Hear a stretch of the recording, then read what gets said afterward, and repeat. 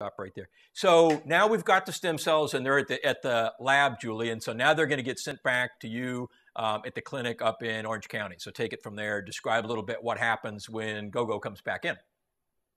Well, one more step to talk about also is that VetStem has technical veterinarians on staff there. They're 24/7 for any questions or calls.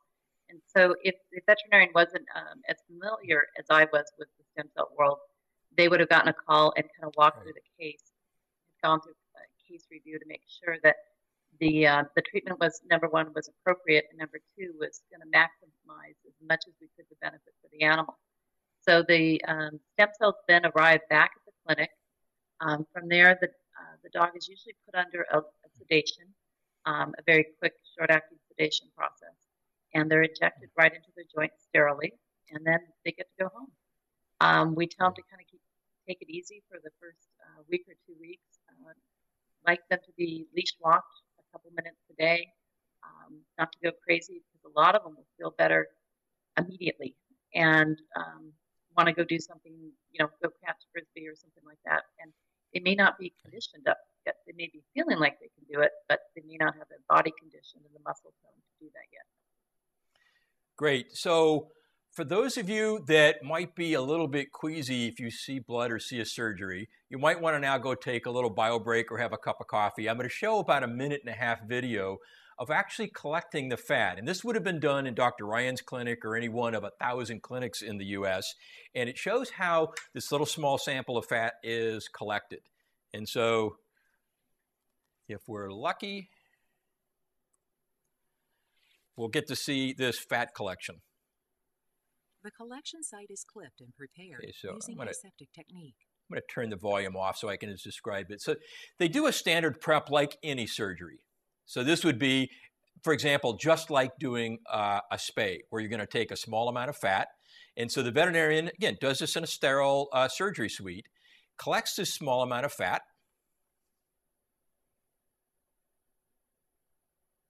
places the fat into a tube. It's a sterile collection tube that's been given to them by VetStem. And you can see them now putting the fat into the tube. So that's all the fat we need.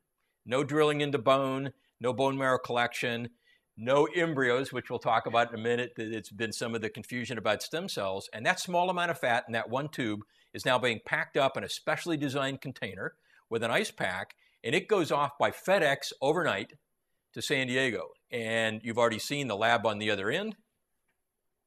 And that's all there is to it. So once a veterinarian's used to this, it really is quite an easy and simple process to collect the fat and get it off down to us.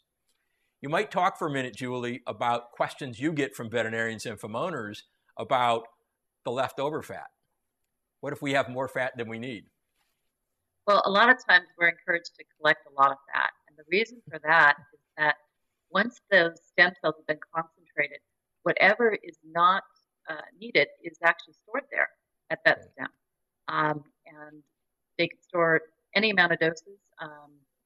And whenever the veterinarian needs to either treat a different joint or new problems come up, or maybe that animal wants to be touched up after it's been about 2 years, those can be actually brought out of the deep freeze and basically reconstituted and sent back to the veterinarian for treatment. I was very lucky when my horse had a traumatic accident. I already had quite a few doses. I had about 30 doses stored. And so he was able to be treated without going through the collection process. So it was great we were able to do that. Great. Good question, Julie. And as you know, we've got a chat room up and there are people asking questions, so I'm trying to learn how to watch some of the questions. But one of the common questions is, well, if I don't live in Southern California, so I'm not next to Dr. Ryan's clinic, how would I find anybody that even knows how to do this? Would my vet know, or how do I find somebody? So somebody's actually looking for that. How would you do that? Well, I think a lot of people have a lot of comfort level with their own veterinarian. And their own veterinarian can go right online and take the course and basically get continuing education credits as well as be a certified veterinarian within 4 hours. If you want to go to somebody with a lot of experience with stem cells, the website has a listing, or just call VetStem, and they're able to find somebody close to your area. Great. So let's go back to GoGo for a minute. So now you've done the injection. And we've got a video of about 3 weeks afterwards, and you've described a little bit about how Gogo goes through first a little bit of quiet time and then beginning of rehab. Maybe you could describe why is the exercise important in these dogs? Well, a lot of them have lost their muscle tone based on kind of not using their muscles as much anymore. So with the injection, basically it takes a little bit of time to work. And so that's why you want to start them up slowly build their muscle tone. I tell people to tape the circumference of the muscle so they're able to kind of see the improvement and see that muscle kind of grow back type thing, or basically get more exercise and get bigger and stronger. So it does take a little bit of time for that animal to build back up its strength.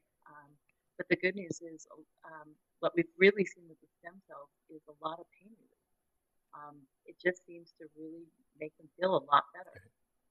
And especially in these athletes, so anybody that's an athlete themselves knows, if you get an injury and you're down for a week, just that 1 week, the loss of muscle tone is tremendous. You can imagine an athlete like Gogo, who's had this pain for some time, and they'll favor one side and lose the muscle tone.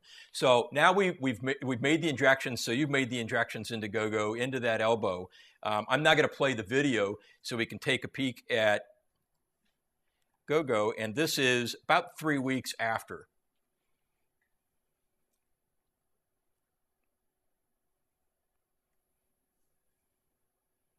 Always takes a second for YouTube to catch up with us.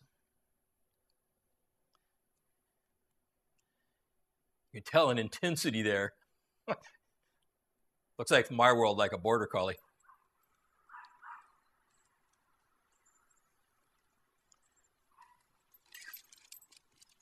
You watch, there's no head bob. This dog's like now ready to be getting on to back to business. So this is only 3 weeks. Typically, Julie, we wouldn't ask a dog like this to go back to work that early. What would you tell an owner or a veterinarian about the amount of time it takes with a significant injury like this and a lot of probably cartilage damage before they can actually get back to work? Usually we like them to be in kind of slow rehab mode for about the first month, and then gradually take it from there. You can see on that dog, the thing I was trying to show is the sit to stand, which is also kind of a rehab move, how he was able to easily, this not only helped his elbow, it also helped his hips. And so usually if you have an older dog, they usually have arthritis in more than one joint. He was significantly arthritic in his elbow, but he also, like a lot of shepherds, also had some bad knees and bad hips. So we were just absolutely delighted with how he could get up now. He got up so easily and moved forward. The hardest thing was keeping him back. And you could see the dog was like really tense. All he wanted to do was jump out of the skin and move forward. But we were really trying to get him to, kind of resist that natural inclination to go back to work. That's pretty tough with these athletes when that's their life. It's just like any athlete. You want to get back on the field and get to work. And these clearly are like that. We've done, I think, through VetStem now about 4,000 dogs all over the U.S. We've got over 1,000 veterinarians that have been trained in these techniques. But there was one particular veterinarian up in Northern California, Dr. Gary Brown. And I know you know Dr. Brown pretty well and the kind of dogs that he treats. Maybe describe a little bit. And I know there's going to be a paper come out, but he deals in the area of the protection dogs. So not the bomb-sniffing dogs, but the protection dogs. Could you describe a little bit the kinds of cases he's treated? Well, Dr. Gary Brown is up in the San Francisco area, and he's kind of a legend up there. He's a highly respected veterinarian by both surgeons, other veterinarians, as well as police forces. And he attracts police dogs from all over Northern California. So he has part of his practice is really dedicated towards the working dog. And because of that, he sees more of the unusual working dog injuries. The regular veterinarian, family vet, usually sees more arthritic injuries, whereas the working dog is going to see more tendon, ligament, as well as joint injuries. So there's a lesion, there's actually a tear in the muscle. Basically would be like our hamstring muscle. And if a police dog actually tears that muscle, it's usually end of career. And these particular dogs were about 2 to 3 years old. We've got a series of 3 cases now where the dogs were very young, had just started their work, started their career, and they tore their muscle. And so, when Dr. Brown came to us and said, "I'd like to try this," we just told him to please document it because it really had never been done before. And so he did a beautiful job of documenting the progress, getting, the end result was the dogs have been back to work for over 2 years, and they've held up. And then for them to hold up, that's a really put a lot of stress on those different muscles and on those joints. Right. So one of the most common questions we get as veterinarians, and I know you've got it when you're at meetings, when I've done interviews online, we've been interviewed USA Today, what the most common question is, this is unbelievably spectacular in our animals. How come I can't get treated yet? How come people can't get treated yet? So we do get asked that a lot. What's your answer? What do you tell them, Julian? And then I'll tell you what I tell them, because I know it's a tough question. Oh, everybody says, well, we recognize a human fat versus a dog fat, and we always tell them yes, that would be a problem. But what I keep telling them is the dog and the horse and all this data that VetStem is collecting is really helping further the humans as far as getting them up to speed, because we're actually treating real disease. And this is one of the rare times when the veterinarian actually has the tool first before the MD. And I mean, we're really excited about what we can do for these patients now. And it really is unfortunate that it's not as widespread yet over on the human side. Yeah, and there certainly are clinics outside the U.S. already treating patients. There's a beautiful clinic in Panama. The Institute for Cellular Medicine and Dr. Neil Reardon has actually been collaborating with us at VetStem, where we share our data about the animals and he shares his data about people. And he's been treating conditions like MS. You might see on this same show later more shows about what's being done in the human. And we do see there have been thousands of human patients treated worldwide in clinics. As a person looking for a clinic, it's very hard to discern and tell which ones are honest, legitimate clinics, because there are people in the rush today to make a buck in this. And so you have to be careful in choosing where you go. But it is getting there, and it will get there, and it's pretty exciting. And to see that the data that comes out of veterinary medicine really is the same. It's called One Medicine. Was coined by folks back in the 18th century, but my mentor, Dr. Cal Schwab at UC Davis, was the one who made it popular in veterinary and human medicine in the modern age. And the diseases that our animals get and the diseases that humans get are many times very much the same. And we share very openly, probably 15 times a year, I'm lecturing at a human stem cell conference somewhere in the world to present our data. So hopefully in future shows, we'll talk more and more about the data and how these things are very similar back and forth with one another. Dr. Ryan, I really appreciate you spending the time, and particularly on a little bit last minute notice. You have such huge background and experience with vets all over the U.S., and your work in trying to train them and get this information out of the public is really, really respected. So thank you very much for joining us today. Oh, thank you for having me.